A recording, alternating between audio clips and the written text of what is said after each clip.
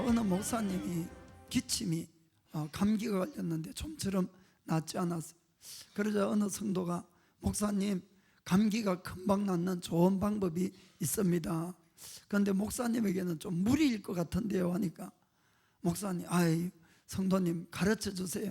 제가 감기를 낫기를 원한다고 했습니다. 그러자 그 성도가 뜨거운 물에다가 위스키를 넣어가지고 마시면은 금방 나을 거라고 했습니다. 그 목사님이 아주 곤란한 표정을 지으면서 근데 사모님한테 들킬 것 같은데 그러면은 이 수염 깎는 이 젤이 있거든요. 그 젤 통을 비우고 그 안에 위스키를 넣고 면도하러 들어가실 때마다 마시세요 라고 조언을 했습니다. 그건 일주일이 지났어요. 그 목사님을 만나서 그 성도가 물었어요. 목사님 감기 좀 어떠세요? 하니까 덕분에 감기는 나았는데 이 좀 건망증이 심해진 것 같아요. 그 왜 그래요? 하니까 아니 내가 그날부터 하루에 6번씩 면도하거든.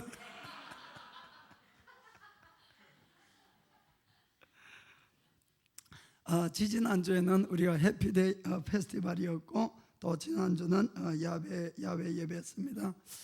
여러분들이 정말 기도하시고 또 협력해 주시고 무엇보다 하나님의 큰 은혜가 있어서 은혜로운 가운데 다 잘 마쳤음을 진심으로 감사드립니다.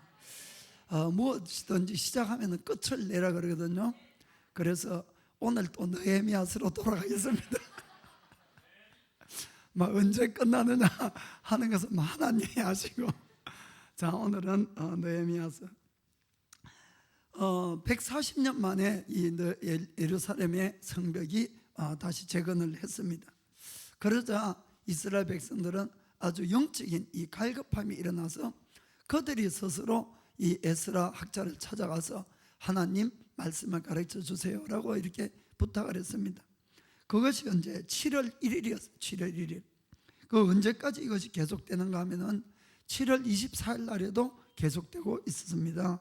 자, 느헤미야서 9장 1절부터 3절까지 보겠습니다. 자, 그달 24일에 이스라엘 자손이 다 모여 금식하며 굵은 배를 입고 티끝을 무릅쓰며 모든 이방 사람과 절규하고 서서 자기의 죄와 열주의 허물을 자복하고 이날의 낮 4분의 1은 그 처소에 서서 그 하나님 여호와의 법칙을 낭독하고 낮 4분의 1은 죄를 자복하며 그 하나님 여호와께 경배하는데 아멘. 사실 하나님의 은혜가 임하기 시작하면 끝이 없는 것 같아요. 그래서 그들이 하나님의 말씀을 접해서 은혜가 임하게 되니까 낮에 3시간을 서서 그것도 말씀을 듣고 3시간을 회개하면서 하나님을 찾는 일을 계속 매일같이 이렇게 해오는 것을 볼 수가 있습니다. 우리가 하나님 앞에 은혜를 입는다, 하나님을 만난다, 이런 이야기들을 가끔 하는데 우리가 정말 하나님을 만나고 하나님의 은혜를 입게 되면 가장 먼저 일어나는 이 발견은 바로 내가 죄인이라는 사실입니다. 죄인. 그 죄인이라는 사실, 교회만 가면 매일같이 죄인, 그러니까 주눅이 드는 것 같은데, 그런데 이 죄인으로 깨달는 것만야말로 나에게 가장 큰 축복의 문이 열린다는 것을 꼭 깨닫기를 원합니다. 그래서 오늘은 이 죄인이라는 것을 깨달는 은혜, 축복에 대해서 함께 은혜를 나누고자 합니다. 사실 그 당시에 이스라엘 백성들은 이 환경이 대단히 불행했다고 이렇게 할 수가 있습니다. 나라가 완전히 바빌론에게 망해가지고 그 살아남은 자들도 다 포로로 잡혀가서 노예 생활을 했어요. 70년 동안이나. 그래서 70년 후에는 이 페르시아가 바벨론을 물리치고 그리고 하나님이 페르시아 왕에게 명령을 했어요. 유다인들은 다 본국으로 돌려보내서 하나님의 성전을 짓게 하라. 그래서 이 고레스 왕이 다 보냈던 겁니다. 그런데 본국으로 돌아와도 그들은 여전히 연약했어요. 그래서 예루살렘 성읍을 재건하지도 못하고 황폐가 된 채로 또 70년이라는 세월이 흘러가는 겁니다. 그 말이 140년간이지 140년 동안이나 그들은 짓밟히고 노예 생활을 하고 무력한 가운데서 이렇게 생활하니까 그들은 여러 가지 불평과 원망과 이런 것들이 가득 찰 수 있는 그런 처지였다는 것입니다. 왜 우리 선조는 좀 강하지 못하고 적에게 져서 이렇게 나라를 빼앗기고 고생을 하는가? 도대체 우리 하나님은 무엇을 하는가? 우리가 그렇게 믿고 의지하는데 우리 하나 구원해 줄 수 없는가? 이런 마음들이 들을 수 있다, 이런 이야기입니다. 그런데 실제로 그들이 에스라에게서 하나님 말씀을 하나하나 배워보니까 하나님이 잘못한 것이 아니고 모든 잘못은 자기들에게 있다는 것을 발견했다, 이런 이야기입니다. 이것이 중요한 것이죠. 이것이. 자, 느헤미야서 9장 보면은 15절부터 보겠습니다만은 사실 좀 9장이 긴데 전부 다 보통 같은 이 내용들이, 하나님은 은혜로우시고 하나님은 약속을 지키는데 전부 말씀을 어기고 반역하는 것은 자기들이었다는 그런 내용들입니다. 한두 가지만 읽겠습니다. 하나님이 먼저 이 15절 내용은 애굽 땅에서 노예에서 끄집어내서 그들에게 축복을 주는 겁니다.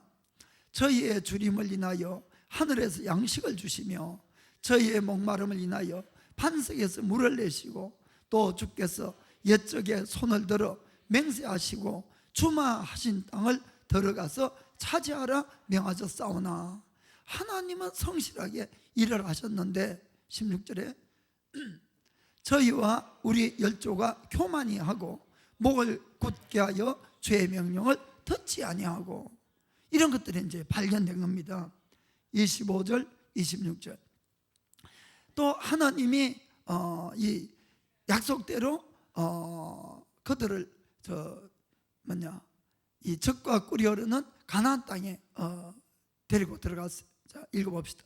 저희가 견고한 성들과 기름진 땅을 취하고 모든 아름다운 물건을 채운 집과 파서 만든 우물과 포도원과 감람원과 허다한 과목을 차지하여 배불리 먹어 살찌고 주의 큰 복을 즐겨 싸우나. 하나님은 성실했어요. 26절에 저희가 오히려 순종치 아니하고 주를 거역하며 주의 율법을 등 뒤에 두고 주께로 돌아오기를 권면하는 선지자들을 죽여 크게 설만하게 행하였나이다. 죄를 깨달은 거죠. 그 결론적으로 33절에 그러나 우리의 당한 모든 일에 주는 공의로우시오니 우리는 악을 행하여 싸우나 주는 진실이 하셨음이니이다. 아멘. 하나님을 바로 만나기 전에, 알기 전에는 모든 원망의 대상이 주위 사람들이지요.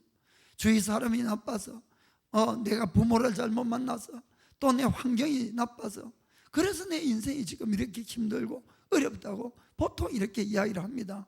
그리고 언제나 내 생각은 올바르고 바른 것 같은데 주위 사람들은 왜 그렇게 생각하는지 이해가 안 되고, 그런 생각을 하다가 정말 하나님을 만나게 되면 뭐가 바뀝니까? 알고 보니까 전부 내 탓이었다, 이런 이야기입니다. 아멘. 이것은 내가 잘못했고 내가 죄를 지었고 내가 잘못해서 이런 일이 생긴 것이지 결코 주위 사람이나 부모나 환경이나 그런 탓이 아니었다는 것을 발견하는 겁니다. 그것이 바로 기독교에서 우리가 참 크리스천이 되는 첫 번째 이 길인 관문인 것을 꼭 믿기를 주의 이름으로 축복합니다. 그래서 하나님의 사람이, 하나님을 진정으로 만난 사람의 특징은 바로 내가 죄인이란 것, 그 고백이 나와야 된다는 것이죠. 아멘. 아직도 내가 정말 참된 죄인임을 깨달지 못했다면 사실 그분은 아직도 하나님을 만나지 못한 겁니다. 아직도 남이 원망스럽고 주의를 타닥게 된다면 아직도 하나님을 바로 만나지 못한 것이고 참된 크리스천이 되어 있지 않는 것이에요. 좀 여러분들이 이것을 오늘 잘 깨닫기를 원합니다. 그런 상태에서는 정말 이 예수님의 십자가가 나에게 얼마나 귀한 것이고 얼마나 소중하고 내가 예수님과 함께 죽어지지 않았다는 것입니다. 그렇기 때문에 내가 성령님으로 거듭나지도 않은 상태이라는 것을 우리가 알아야 됩니다. 예수님의 십자가 왜 필요합니까? 예수님의 십자가가 예수님이 왜 십자가에서 죽어야만 됐습니까? 세상에 있는 모든 만물들은 한번 부패가 시작이 되면은 결코 부패를 멈출 수가 없습니다. 이걸 잘 깨닫길 원합니다. 부패는 반드시 시간과 함께 점점점 부패해 가는 것입니다. 그래서 물건을 냉장고 넣고 이렇게 하지만은 원 위치대로 만들 수는 없는 것이, 부패하는 것을 일시적으로 멈추게 하거나 그렇게는 하지만은 이것을 원래대로는 돌아갈 수가 없다는 것입니다. 이해가 됩니까? 인간의 죄도 마찬가지인 것이에요. 부패와 똑같은 것입니다. 이 아담과 하와로 말미암아 인간에게 죄가 들어왔어요. 한마디로 인간이 부패한 겁니다. 그래서 이것을 우리가 아무리 노력한다고 원래대로 돌릴 수가 없는 것이에요. 그럼 어떻게 해야만이 부패된 우리 인간의 죄를 드러낼 수가 있고 하나님이 창조한 원래의 모습으로 돌아갈 수 있는가? 그것은 부패된 모든 것은 그대로 죽여야 되는 것입니다. 죽고 새로 태어나야 되는 것이에요. 죽고 태어나야 되는 것. 그래서 기독교는 인간이 노력해서 지금 잘못된 것을 바로잡고 다시 한번 새롭게 보고 그런 것이 아니란 겁니다. 부패된 죄성은 죽고 내가 성령으로 거듭나야만이 영생을 얻을 수 있다는 것입니다. 그래서 예수님이 요한복음 3장 5절에 이런 말씀을 하신 것이에요. 예수께서 대답하실 때 진실로 진실로 너에게 이르노니 사람이 물과 성령으로 나지 아니하면 하나님 나라에 들어갈 수 없느니라. 이 무슨 말인가 하면은 물이란 뜻은 물 세례를 의미하는 것입니다. 사람이 물에 들어가서 죄가 있는 육신이 죽는 걸 의미하는 것이에요. 아멘. 세례의 의미가 그렇지 않습니까? 죽는 거예요. 사실은 죽은 자는 죄에서 해방을 받습니다. 그렇죠? 그러면은 그 사람에게는 하나님의 성령을 부어줄 수가 있는 것이에요. 그렇게 해서 거듭나야 되는 것입니다. 그렇게 거듭난 사람만 천국에 들어갈 수 있다고 예수님 분명히 말씀하는 것이에요. 그 여러분들이 그냥 교회에 왔다 갔다 한다고 헌금한다고 구원받는 것이 아니라는 겁니다. 정말 내가 죽은 경험이 있고 내가 거듭난 경험이 있는 사람만 천국을 들어갈 수 있는 것이에요. 그렇기 때문에 그냥 내가 이 기독교는 윤리 도덕처럼 내가 더 바르게 살아서 뭔가 천국을 소유하고 그것이 아닙니다. 죽고 새로 살아야 된다는 것이에요. 이걸 여러분 오늘 정말 잘 깨닫길 원합니다.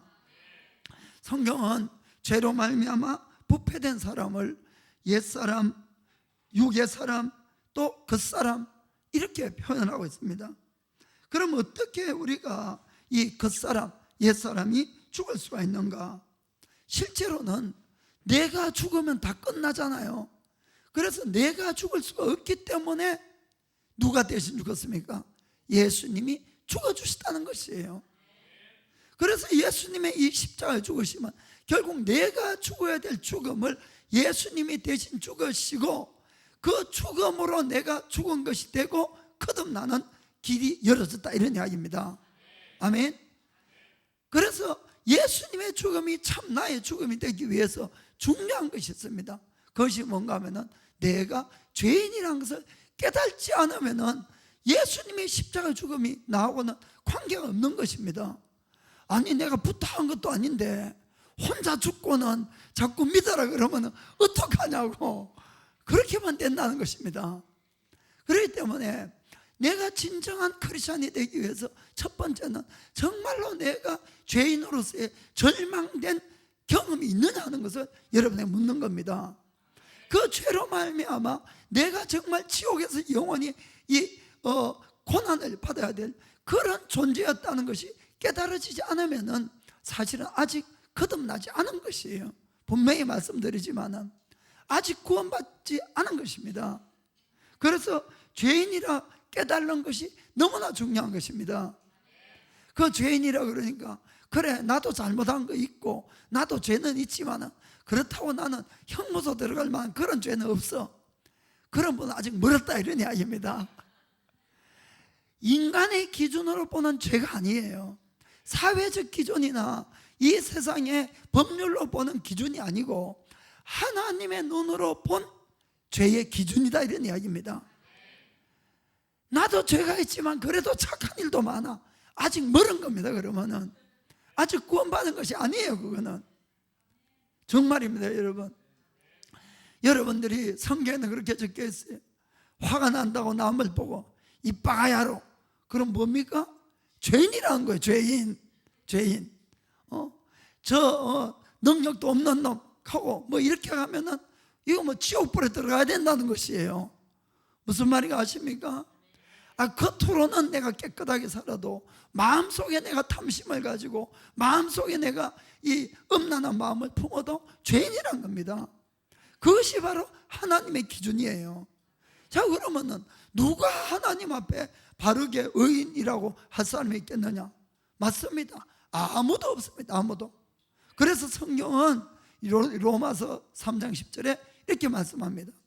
기록한 바 의인은 없나니 하나도 없으며. 아멘. 옆에 분 보고 안심했습니다. 나만 죄인인 줄 알아요. 당신도 죄인이에요.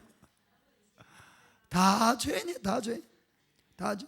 11절 12절에 깨달은 자도 없고 하나님을 찾는 자도 없고 다 치우쳐 한 가지로 무익하게 되고 선을 행하는 자는 없나니 하나도 없도다.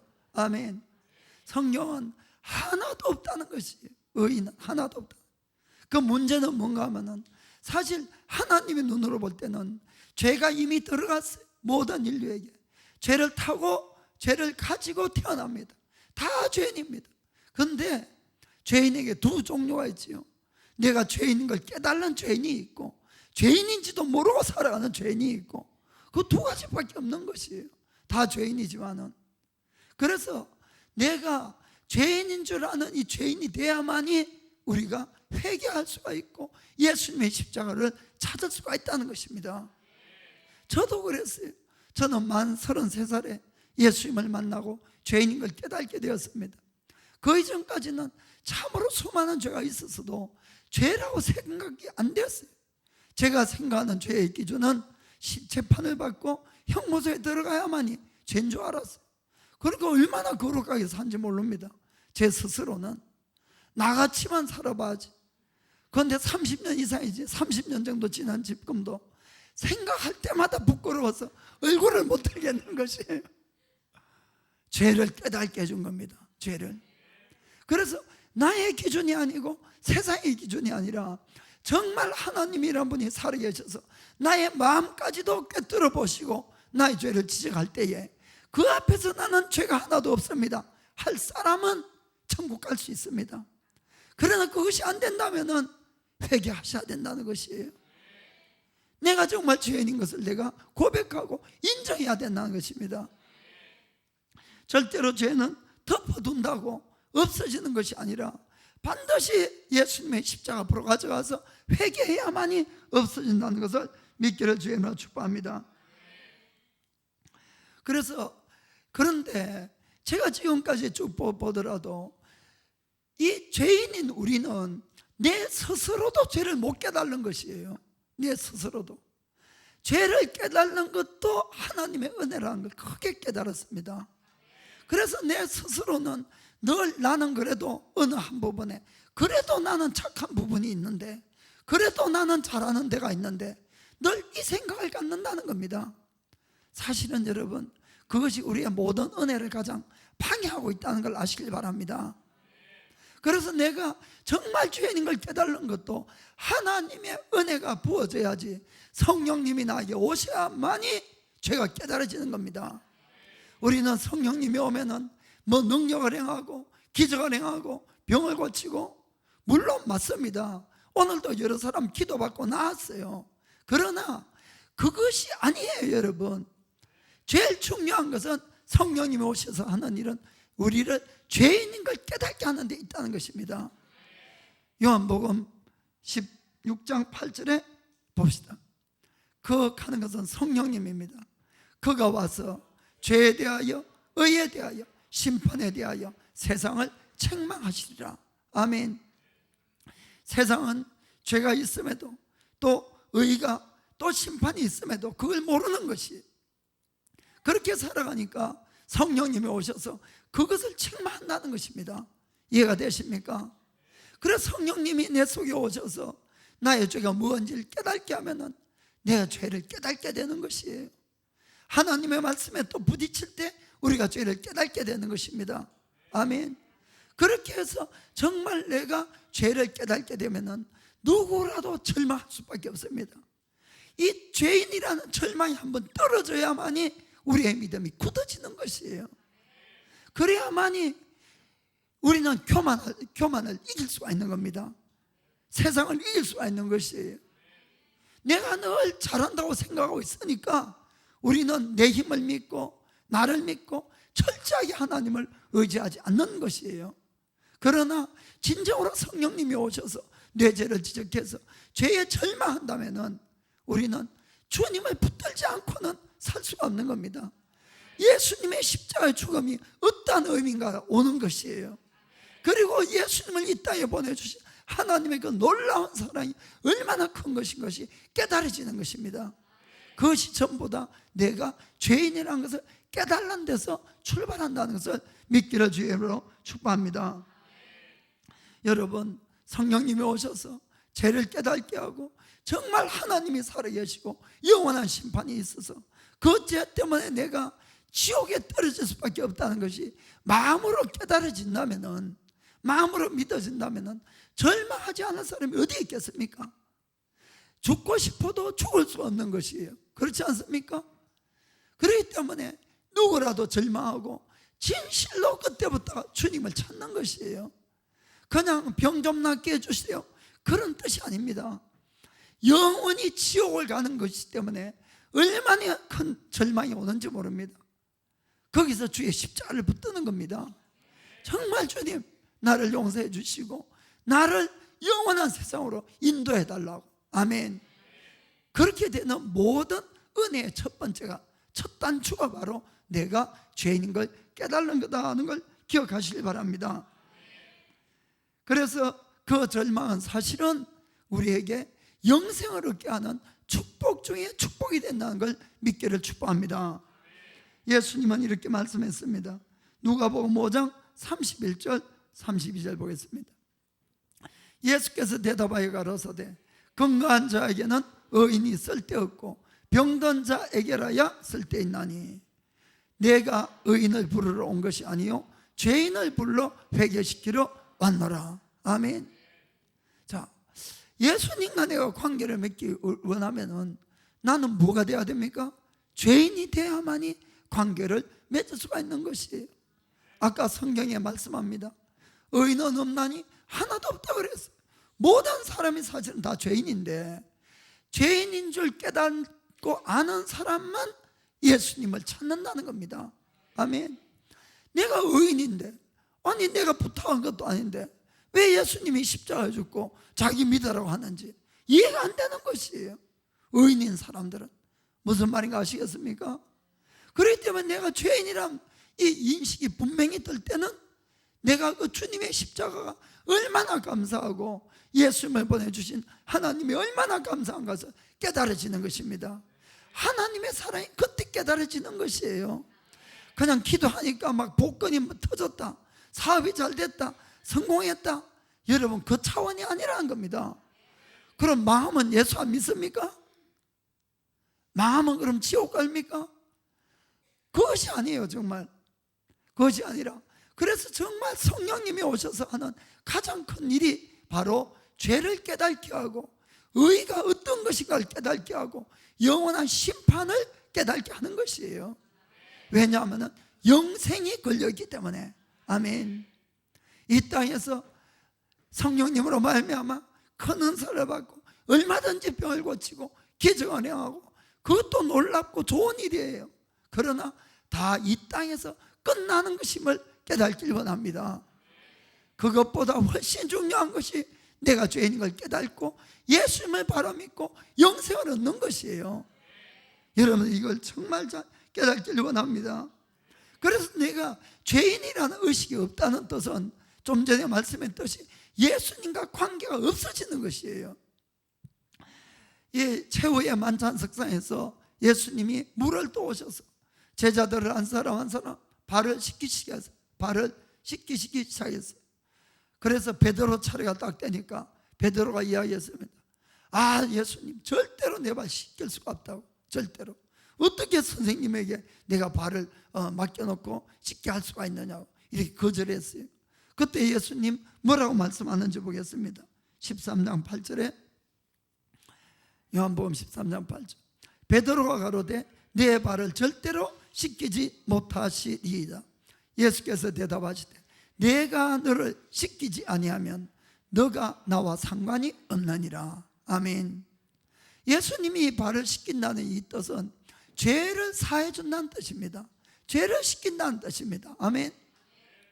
주님이 내 죄를 씻지 않으면 나는 주님과 상관이 없는 사람이 되는 것이에요. 이해가 되시죠? 그래서 내가 죄인인 걸 깨달은 사람만 예수님의 십자가를 필요로 하고 그 주님의 죽으심이 얼마나 감사한 일이 되는지 모른다, 이런 이야기입니다. 그래서 죄인임을 우리는 분명히 깨달으면 되는 것입니다. 그래서 내가 예수님을 믿으면서도 그냥 교회 가는 것이 그냥 기도 응답 받으려고 지금 문제 해결하려고 이렇게만 계속 다니시면 안 된다는 것이에요. 처음에는 그럴 수 있어요. 처음에는 잘 모르니까 아, 교회 가면 병 낫는다더라, 교회 가면은 사업도 잘 된다더라, 그리고 올 수 있어요. 그러나 주님을 바로 만나야 되는 것입니다. 그것은 바로 내가 죄인이고 주님의 십자가로 내가 구원을 받았다는 그 사실이에요.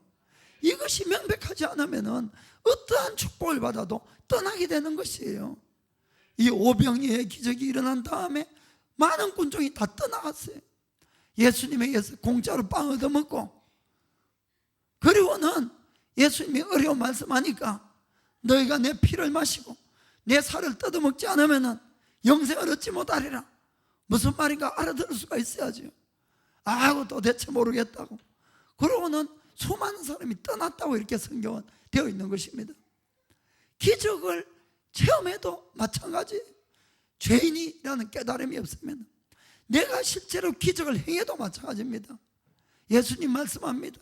그날에 수많은 사람이 나더러 주여 주여 하지만 다 구원받는 것이 아니라 그랬어요. 그렇지요? 내가 주의 이름으로 기적 행하고 예언하고 뭘 해도 나는 너희를 도무지 모른다 그랬어요. 이 불법을 행하는 자들아, 나를 떠나가라. 아멘. 그렇기 때문에 그런 것보다 더 중요한 것이 늘 내가 죄가 있으면 반드시 회개해야 된다는 것입니다. 그것이 나의 영생을 보장하는 길임을 믿기를 주님으로 축복합니다. 그래서 이런 깨달음이 없으면 내가 죽을 수도 없고 성령을 받고 거듭날 수도 없는 겁니다.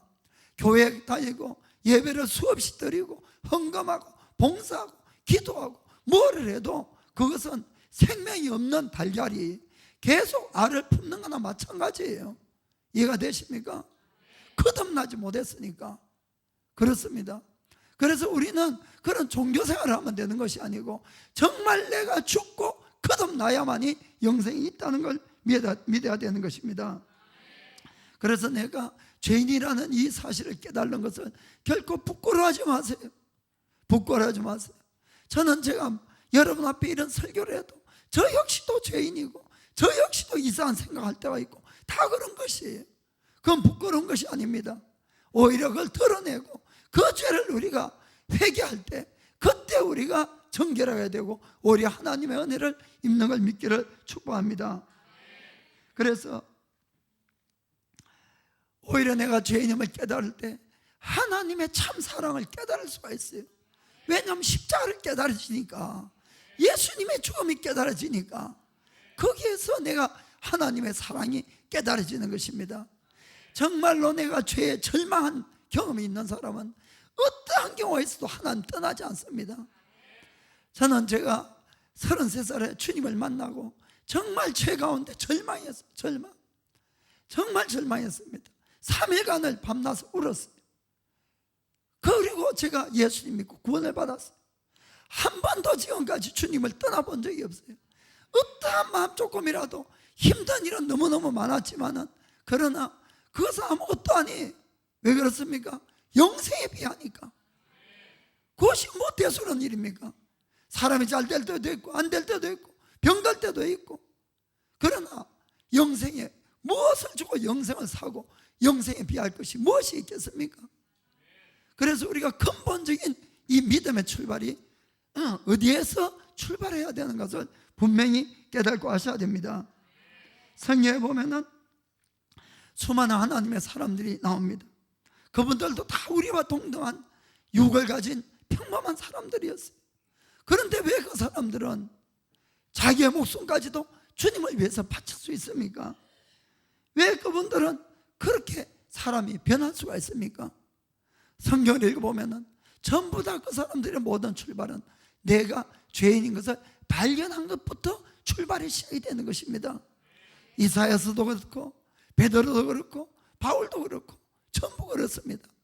내가 죄인인 걸 발견하니까 내가 그 죄 때문에 영원한 지옥에서 영원히 형벌을 받을 수밖에 없는 그런 존재임에도 불구하고 하나님의 그 놀라우신 은혜로 예수님의 죽으심으로 자기가 구원을 받았다는 사실이 깨달으시는 겁니다. 얼마나 감사하겠습니까? 얼마나. 세상의 모든 걸 다 줘도 아깝지 않는 것이에요.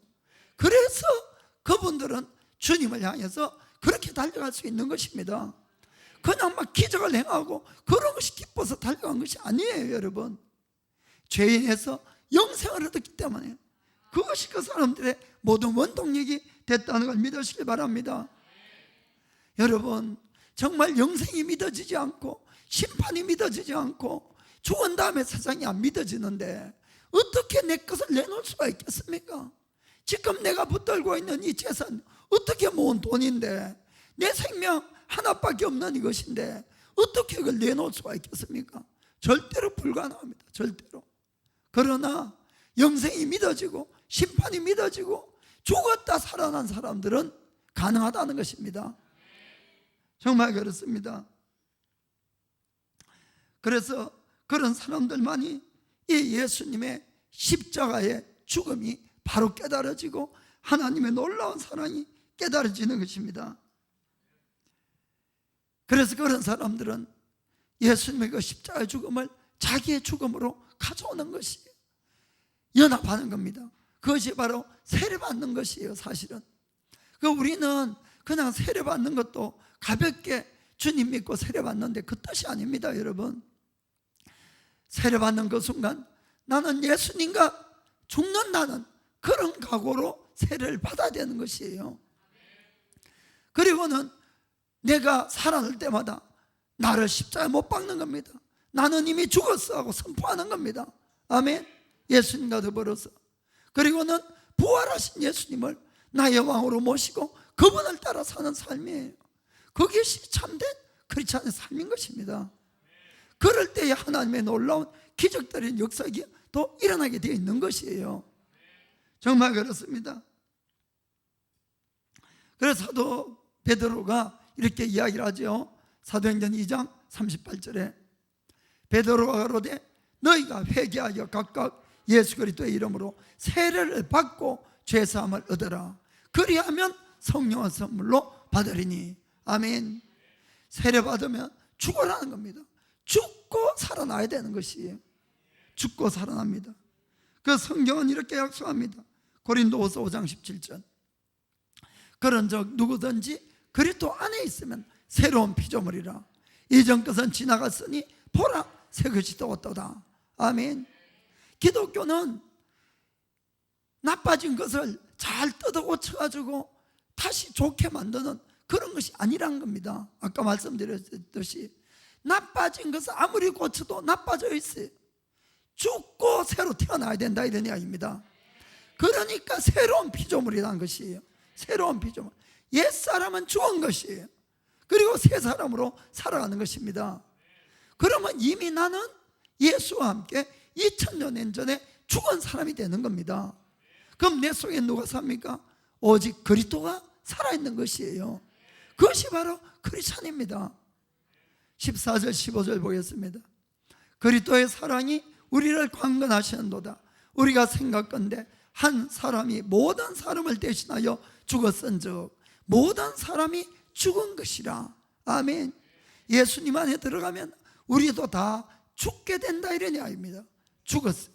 그래서 15절에 저가 모든 사람을 대신하여 죽으심은 산자들로 하여금 다시는 저희 자신을 위하여 살지 않고 오직 저희를 대신하여 죽었다가 다시 사신 자를 위하여 살게 하려 함이니라. 아멘.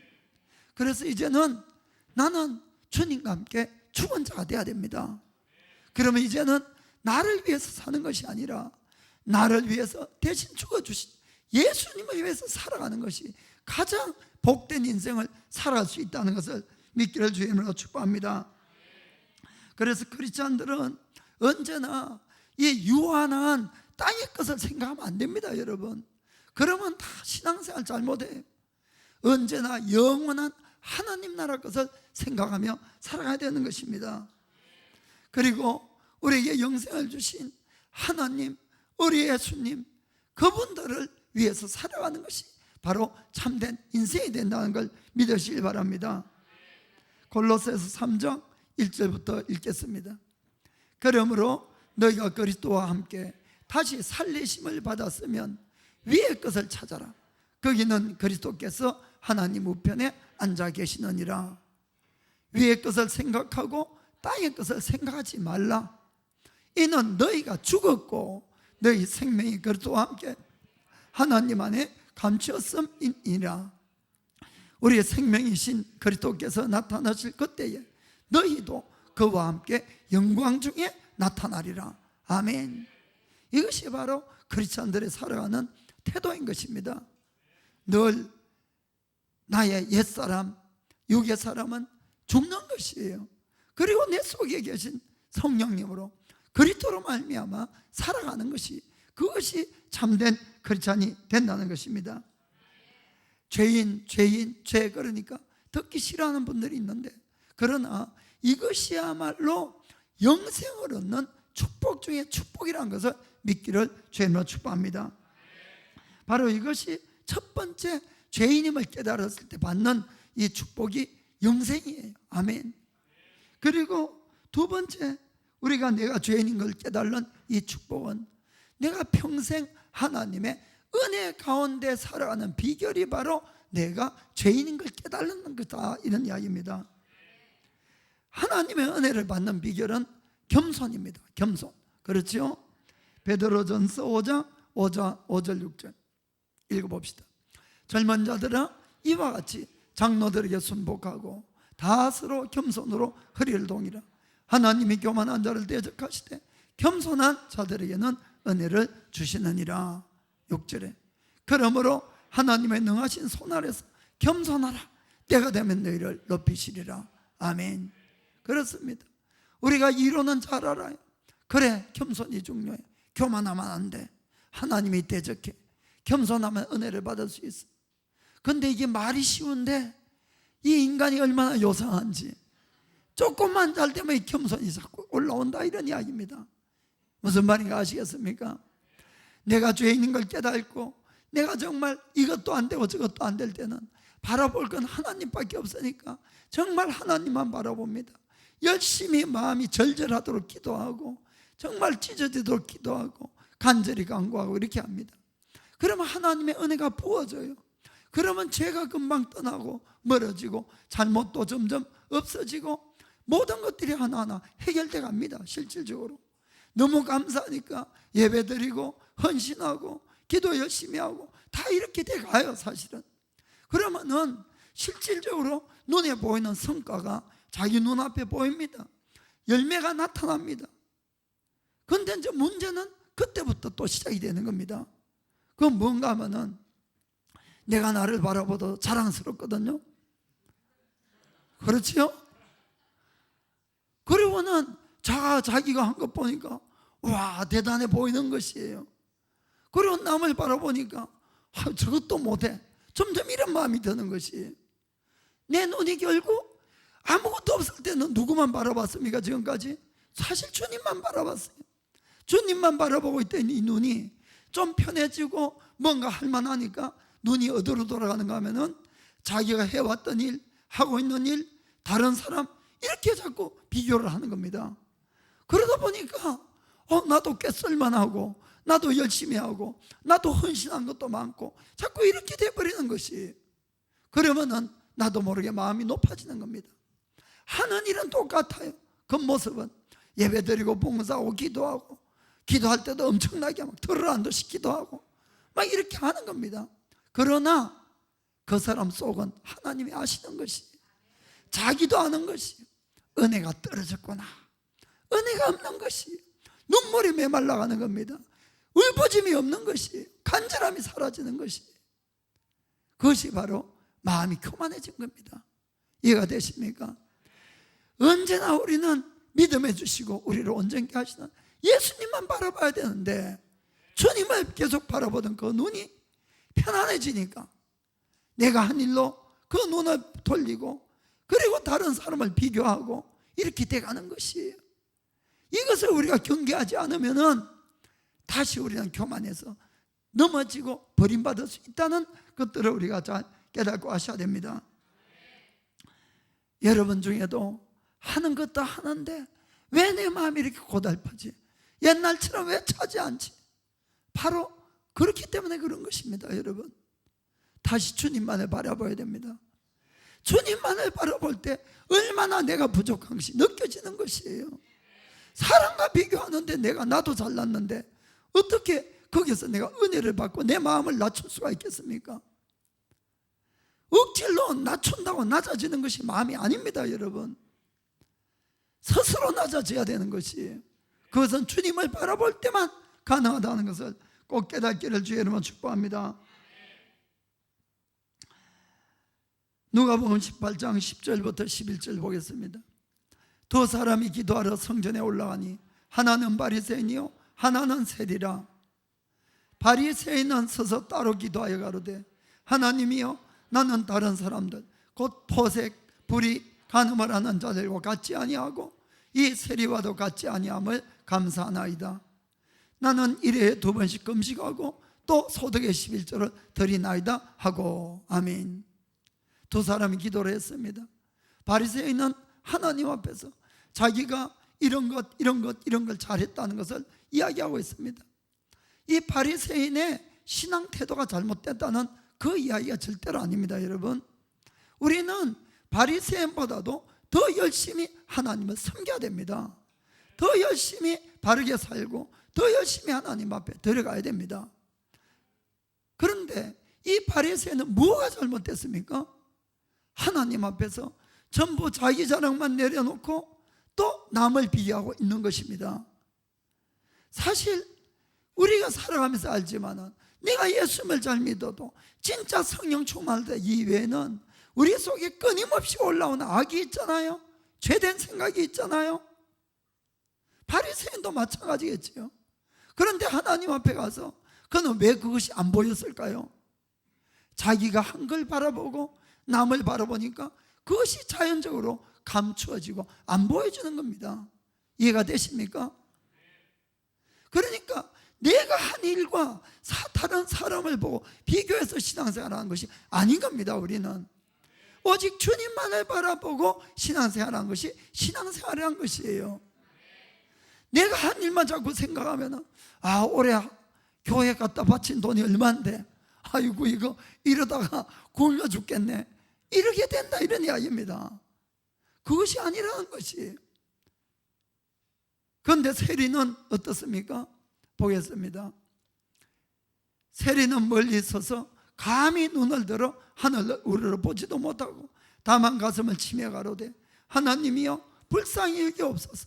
나는 죄인이로소이다 하였느니라. 아멘. 그는 자기가 죄인인 걸 알았어요. 객관적으로 봐서 바리새인이 훨씬 바르게 깨끗이 살았겠지요. 그러나 그는 자기의 죄는 전혀 보지 않고 있습니다.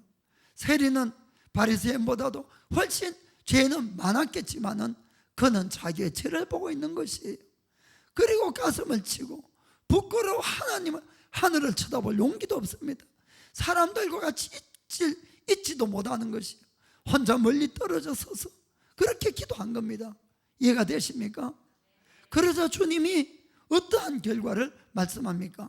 14절에 내가 너에게 이르노니 이 사람이 저 사람보다 어렵다 하심을 받고 집에 내려갔느니라. 무릇 자기를 높이는 자는 낮아지고 자기를 낮추는 자는 높아지리라 하시니라. 아멘. 신앙생활의 비결은 절대로 자기가 보면 안 됩니다. 남을 보면 안 됩니다. 주님만 바라봐야 됩니다.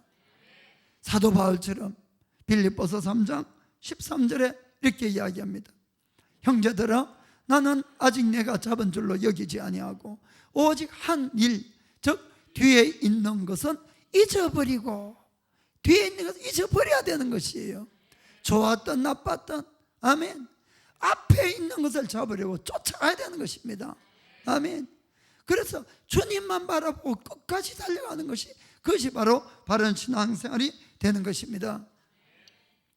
바울은 누구보다도 정말 주님을 잘 섬겼어요. 누구보다도 많은 하나님을 일을 했습니다. 그는 죄인인 걸 깨닫고 주님의 은혜가 얼마나 감사하든지 그 감격 속에 정말 하나님의 은혜의 복음을 전가하는 일을 마치려면 나의 목숨조차 귀한 것으로 여기지 아니하노라, 이렇게 고백을 했습니다. 그럼에도 불구하고 바울의 고민이 있었어요. 자기 속에서 끊임없이 올라오는 죄성이었는데, 끊임없이 올라오는 그 죄성 때문에 바울이 이렇게 고백을 합니다. 로마서 7장 21절부터 24절까지. 그러므로 내가 한 법을 깨달았노니 곧 선을 행하기 원하는 나에게 악이 함께 있는 것이로다. 내 속 사람으로는 하나님의 법을 즐거워하되 내 지체 속에 한 다른 법이 내 마음의 법과 싸워 내 지체 속에 있는 죄의 법 아래로 나를 사로잡아 오는 것을 보는도다. 오라, 나는 공고한 사람이로다. 이 사망의 몸에서 누가 나를 건져내랴. 아멘. 끊임없이 올라오는 이 죄성 때문에 정말 너무너무 공고했던 것이에요. 아멘. 솔직히 여기에 있는 모든 분들이 예수님을 믿고 다 죄성을 받은 의인이 되었어요. 그러나 그 속에 끊임없이 올라오는 죄성이 없다고 손들 사람 누가 있습니까? 아무도 없습니다. 아무도. 사도 바울조차 그랬던 것이에요. 그러나 그 죄성조차도 우리가 잘 생각해 보면 하나님의 은혜라는 걸 깨닫고 하셔야 됩니다. 만일에 우리가 한 번, 두 번 열심을 내서 온전한 사람이 됐다면 아까 말씀한 것처럼 우리가 하나님 앞에 매일같이 간절함으로 나갈 수 있는 것이 무엇이 있겠냐는 이야기입니다. 무슨 말인가 아시겠습니까? 내가 주의 능력을 잊고 많은 일을 할 때는 감사가 넘치지만 그러면서도 내 속에 올라오는 죄를 보면 부끄럽게 짝이 없는 것입니다. 이해가 되십니까? 그러면 나를 돌아보고 주님 앞에 우리가 무릎을 꿇고 기도할 수밖에 없는 그런 연약한 자라는 것을 깨닫게 된다는 겁니다. 아멘. 그래서 우리가 완벽해지지 않고 우리가 육신을 입고 끝까지 살아가는 한은 언제나 이것과 싸워야 되는 것이에요. 그 싸움이 바로 우리를 겸손하게 만들고 은혜의 길로 인도해 간다는 것입니다. 이것만큼은 하나님 도저히 내 힘으로 이길 수가 없습니다. 주님, 나를 도와주세요. 나의 연약함을 인정하고 나의 죄성을 인정하고 하나님의 도움을 청할 때 주의 은혜가 그때마다 부어지는 겁니다. 그때마다 내가 낮은 사람이 되어 있는 것이에요. 아멘. 그래서 바울이 이렇게 고백했습니다. 고린도후서 12장 9절 10절에 9절 10절 내게 이르기를 내 은혜가, 하나님의 은혜가 바울 내게 족하도다. 이는 내 능력이 약한 데서 온전하여짐이라 하신지라. 이러므로 도리어 크게 기뻐함으로 나의 여러 약한 것들에 대하여 자랑하리니 이는 그리스도의 능력으로 내게 머물게 하려 함이라. 그러므로 내가 그리스도를 위하여 약한 것들과 능력과 궁핍과 핍박과 곤란을 기뻐하노니 이는 내가 약할 그때의 곧 강함이니라. 아멘. 이것이 바로 크리스천들의 신앙생활의 모습이란 것입니다. 나를 의지하는 자가 아니고 언제라도 나를 낮추고 정말 내가 절망하면서 하나님의 도움을 청할 때 그때마다 하나님의 기름 부으심이 부어지고 우리는 모든 것에서 승리할 수 있음을 믿기를 주의 이름으로 축복합니다. 그런데 참 이게 문제가 한 번 이게 해서 다 해결이 되면 좋겠지만은 매일 해야 되니까 사람들이 중간에 그만두는 것이에요. 이해가 되십니까?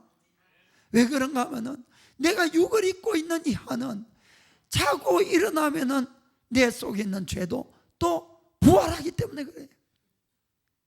그래서 또 싸워야 되는 겁니다. 또 싸워야 되는 것이. 로마서 7장 25절에 우리 주 예수 그리스도로 말미암아 하나님께 감사하리로다. 그런즉 내 자신이 마음으로는 하나님의 법을, 육신으로는 죄의 법을 섬기노라. 이 두 가지가 싸우는데 끊임없이, 그러나 하나님만을 의지할 때마다 성리를 주시니까 주님께 감사한다. 아멘. 믿기를 주님으로 축복합니다. 그래서 사도 바울이 언제나 자랑한 것은 자기가 사역을 이렇게 했다 저렇게 했다, 천국 갔다 왔다, 그런 것이 아니었습니다. 뭘 자랑합니까? 내가 죄인 된 것과 내가 연약한 것과 오직 그 속에서 나를 구원해 주시는 예수 그리스도의 십자가와 자기가 매일 죽는 것만을 자랑한 겁니다. 성경을 읽고 마치겠습니다. 디모데전서 1장 15절 16절 밑보다 모든 사람이 받을 만한 이 말이요, 그리스도 예수께서 죄인을 구원하시려고 세상에 임하셨다 하였도다. 죄인 중에 내가 괴순이라. 그러나 내가 긍휼을 입은 까닭은 예수 그리스도께서 내게 먼저 일체 오래 참으심을 보여서 후에 주를 믿어 영생 얻는 자들이 본이 되게 하려 하심이니라. 고린도전서 15장 31절 형제들아, 내가 그리스도 예수 우리 주 안에서 가진 바 너희에 대한 나의 자랑을 두고 단언하노니 나는 날마다 죽노라. 기도하겠습니다.